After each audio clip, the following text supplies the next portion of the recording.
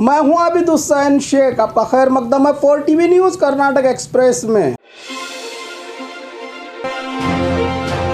सरकार की खामोशी, भगवा गुंडों के हौसले बुलंद, खुलेआम गुंडागर्दी, पुलिस की मौजूदगी में ही धमकी और मुस्लिम कारोबारी की दुकान पर हमला। हजारों की कीमत वाले तरबूजों का किया नुकसान। राज्य में नफरतों का माहौल बढ़ता ही जा रहा है। सरकार की खामोशी इन संगठनों के हौसले बढ़ा रही है। सब इसी घमंड में हैं कि शायद उन्हें भी सरकार से इनाम या टिकट दिया जाएगा। ये घटना धारवाड़ शहर के हनुमान अंजनेय मंदिर के यहाँ की है, जहाँ एक गरीब मुस्लिम कारोबारी अपने पेट की आग बुझाने के लिए पिछले 15 सालों से यहाँ तरबूजे की दुकान चलाकर अपने परिवार का गुजारा करता था। कल इस पर भगवा गुंडों ने खुद दुकान तोड़कर वहां से निकालने का आदेश जारी किया है, मंदिर प्रशासन की अनुमति के बिना।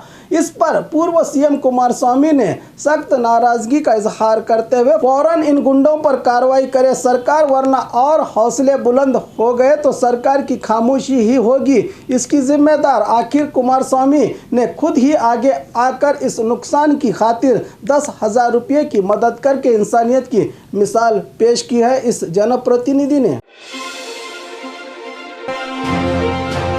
चंदू हत्या केस में झूठा कौन? गंगावती में मीडिया से बात करते हुए प्रियंक खरगे ने चंदू हत्या केस पर बताया कि इस मर्डर केस में होम मिनिस्टर झूठ बोल रहे हैं या पुलिस कमिश्नर। अगर कमिश्नर ने झूठ बोला है तो इनके खिलाफ झूठी खबर देने के चलते सरकार कार्रवाई करते हुए सस्पेंड करे, या अगर ये झूठ होम मिनिस्टर ने बोला है तो अरग ज्ञानेंद्र को बर्खास्त कर दिया जाए। प्रियंक खरगे ने सरकार से नाराजगी का इजहार करते हुए कहा कि सरकार खुद सामने खड़ी होकर लोगों में सांप्रदायिक भावनाओं को भड़काने की दिशा में काम कर रही है, कहा खरगे ने। पेट की आग, गरीबी की बेबसी, मां ने बेच दी खुद की संतान। गरीबी से परेशान मैसूरू जिले के एचडी कोटे तालुका के विश्वनाथ कॉलोनी में एक हैरान करने वाली घटना सामने आई है, जिसमें एक मां ने अपने ही बच्चे को बेच दिया। यल्लम्मा नामी महिला, जिसने गरीबी के कारण खुद अपनी संतान को बेचने पर मजबूर हो गई। पड़ोसियों ने बच्चे के बारे में सवाल किए जाने पर इस महिला की लड़खड़ाती जबान ने सब में शक पैदा कर दिया और पड़ोसियों ने बाल कल्याण अधिकारियों को इसकी खबर दी। मौके पर पहुंचे अधिकारी पुलिस की मदद से जानकारी जुटा रहे हैं कि बच्चे को कहां और कितने में बेचा है मां ने। राम के भक्तों की रहीम के बंदों ने बुझाई प्यास। राज्य भर में हो रहे फिरका वाराना फसाद और नफरतों के बीच गुलबर्गा में मुसलमानों ने हिंदुओं के पवित्र दिन रामनवमी के शोभा यात्रा के दौरान तपतपाती गर्मी में राम के भक्तों की रहीम के बंदों ने शरबत पिलाकर बुझाई प्यास। यही तो है मेरे भारत का इतिहास।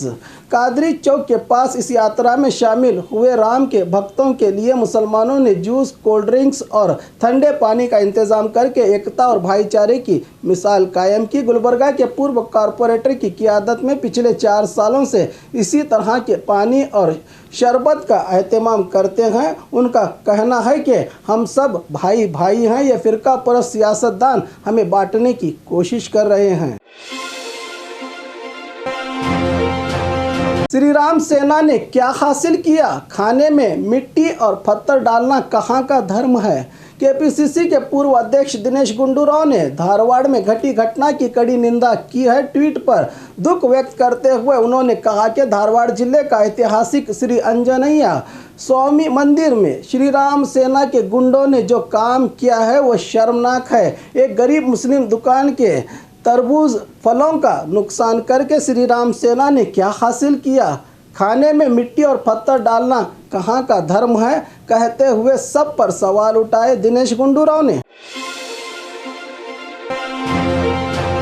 चंदू हत्या में अदालती तहकीकात का मुतालबा। केपीसीसी ऑफिस में पूर्व मंत्री एच.एम. रेवन्ना और वी.एस. उग्रप्पा ने जॉइंट प्रेस कॉन्फ्रेंस में चंदू की हत्या को लेकर बीजेपी नेताओं के बयान की निंदा करते हुए कांग्रेस नेता वीएस उग्रप्पा ने कहा कि होम मिनिस्टर आर ज्ञानेंद्र और एमएलसी रवि कुमार और सीटी रवि अपना अपना बयान दे रहे हैं। होम मिनिस्टर ने इससे पहले एक अलग बयान दिया था जिसमें उर्दू भाषा न आने की वजह से हत्या की वजह बताई, फिर इसके बाद हत्या की वजह एक्सीडेंट को कहा था। होम मिनिस्टर ने उग्रप्पा ने संगीन आरोप लगाया कि यह विवाद तब पैदा हुआ जब बीजेपी के सीटी रवि और रवि कुमार मृत चंदू के घर जाकर उनके घर वालों से मुलाकात की। चंदू हत्या की सही तहकीकात के लिए अदालती जांच करना चाहिए, कहा इन नेताओं ने।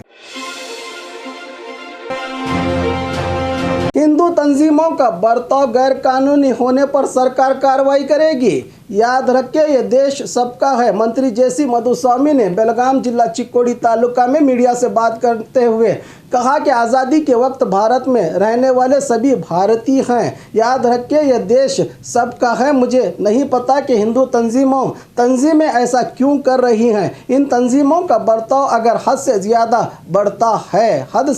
बढ़ता है या गैर कानूनी होने पर सरकार कार्रवाई करेगी। अगर कानून मंत्री ही को ये पता नहीं कि कौन क्या और क्यों कर रहा है तो आम जनता का क्या हाल होगा। गुंडे और दहशत पसंद तंजीमों के लिए ये बयान क्या पैगाम देगा, आप समझ सकते हैं।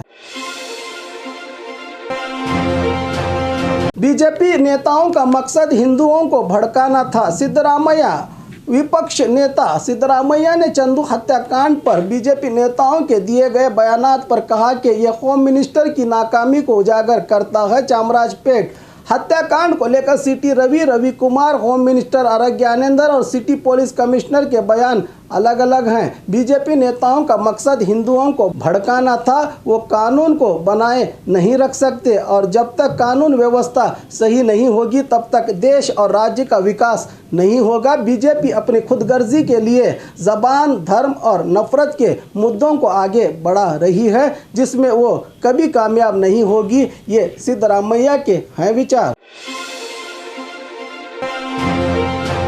विजेंद्र अभी बच्चा है, बीजेपी में खानदानी सियासत नहीं चलती। क्या यत्नाल विजेंद्र को मंत्री बनाए जाने को लेकर रास्ते का पत्थर बने हैं? इस सवाल का जवाब देते हुए यत्नाल ने बताया कि हाईकमान कैसे कैसे लोगों को जमा करती है। विजेंद्र अभी बच्चा है, बीजेपी में खानदानी सियासत नहीं चलती। क्या यत्नाल के बेटे कभी सियासत में हिस्सा नहीं लेंगे या बीजेपी के लीडर्स के बच्चे सियासत से दूर किए जाएंगे? अगर वो सियासत में आते हैं तो यत्नाल के खानदानी सियासत की सोच का क्या होगा? और खबरों के लिए देखते रहिए 4 टीवी न्यूज़ कर्नाटक एक्सप्रेस।